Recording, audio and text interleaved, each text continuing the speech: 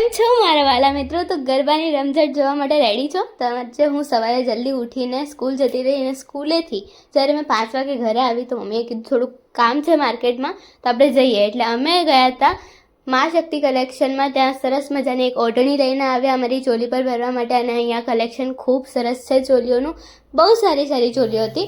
અને પછી અમે ઘરે આવવા નીકળ્યા, મતલબ માર્કેટમાં ધૂમ મચેલી હતી નવરાત્રિની. અને પછી આ પિંક વાદળ ખૂબ સરસ લાગતું હતું.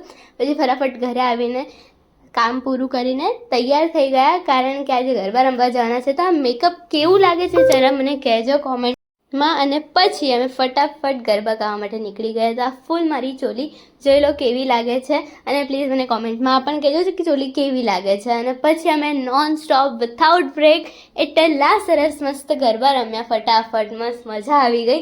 અને પછી આ ગરબા રમ્યા પછી જે સેટિસ્ફેક્શન થાય છે, આ જે પરસેવો થાય છે એનાથી ચીડ નથી ચડતી, મજા આવે છે કે અમે બહુ મસ્ત ગરબા રમ્યા. એટલે અહીંયા મતલબ without break non stop garba રમીને પણ આ પરસેવા સાથે કોઈ લેવા દેવા નહીં. એટલે અહીંયા પણ અમે પછી અહીંયાથી નીકળીને બીજા ગ્રાઉન્ડ પર ગયા. અને રાજપીપળાના છો તો તમને ખબર પડી ગઈ હશે ક્યાંનું છે.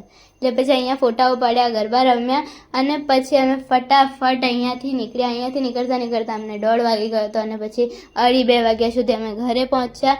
ફટાફટ બધું મેકઅપ કાઢ્યું અને પછી અમે ઊંઘી ગયા. તો કાલના વિડીયો માટે મારી સાથે જોડાઈ રહેજો. બાય.